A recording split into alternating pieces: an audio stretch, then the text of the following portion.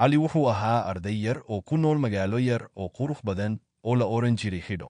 magaalada xidho waxay ahayd meel ay dadku ku nool yihiin nolol fudud oo aan waxba ka jirin, laakiin cali wuxuu ahaa qof xiisaynaya waxbarashada iyo cilmi baarista. wuxuu jeclaa inuu baro wax walba oo uu heli karo, laakiin mararka qaarkood wuxuu dareemayay inuusan awoodin inuu gaaro himilooyinkiisa. wuxuu ahaa qofka ugu fiican ee ay tahay inuu noqdo, laakiin mararka qaarkood wuxuu la kulmay cidhiidhi iyo walbahaar. cali wuxuu ku noolaa magaalada xidho iyadoo la shaqaynaya shaqo yar oo uu ku helay isaga oo yar. shaqadiisa waxay ahayd mid aan waxba ka jirin, laakiin wuxuu ku noqday qofka ugu fiican ee ay tahay inuu noqdo. wuxuu ku noqday qofka ugu fiican ee ay tahay inuu noqdo, waxaana uu ku noqday qofka ugu fiican ee ay tahay inuu noqdo.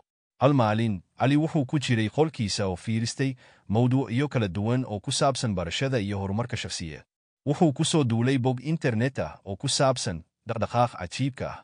boggan wuxuu ku saabsanaa sida qof uu u noqon karo kalsooni badan, uu u qalbi furan yahay, uu u qaado tallaabooyin waaweyn, iyo sida uu ugu noqon karo qofka ugu fiican ee ay tahay inuu noqdo. cali wuxuu akhriyey boggan oo dhan, waxaana noqotay mid ka mid ah buugaagii ugu waaweyn ee uu akhrin jiray. wuxuu ku bilaabay inuu qaado tallaabooyin yaryar oo ku saabsan horumarinta shakhsiyeed. wuxuu bilaabay inuu qor himilooyin cad, uu ku noqdo kalsooni badan, uu ka qayb qaato kulanada iyo wadahadallada, uu baro cilmi cusub, uu sameeyo isbeddelo yaryar oo ku saabsan nidaamkiisa maalinlaha ah, iyo uu u adeegsado awoodda fikirka weyn. bishii ka dambaysay, cali wuxuu arkay inuu horumarkii shakhsiyeed uu ku jiro waaweyn.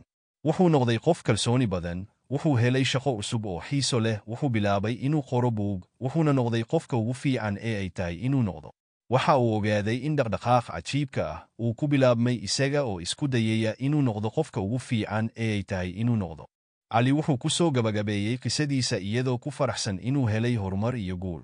wuxuu ku noqday qofka ugu fiican ee ay tahay inuu noqdo, waxaana uu ku noqday qofka ugu fiican ee ay tahay inuu noqdo. waxa uu ku noqday qofka ugu fiican ee ay tahay inuu noqdo.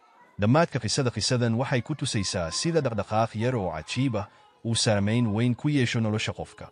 cali wuxuu ku noqday qofka ugu fiican ee ay tahay inuu noqdo iyadoo isaga oo qaadanayo tallaabooyin yaryar oo ku saabsan horumarinta shakhsiyeed. waxa uu ku noqday qofka ugu fiican ee ay tahay inuu noqdo, waxaana uu ku noqday qofka ugu fiican ee ay tahay inuu noqdo.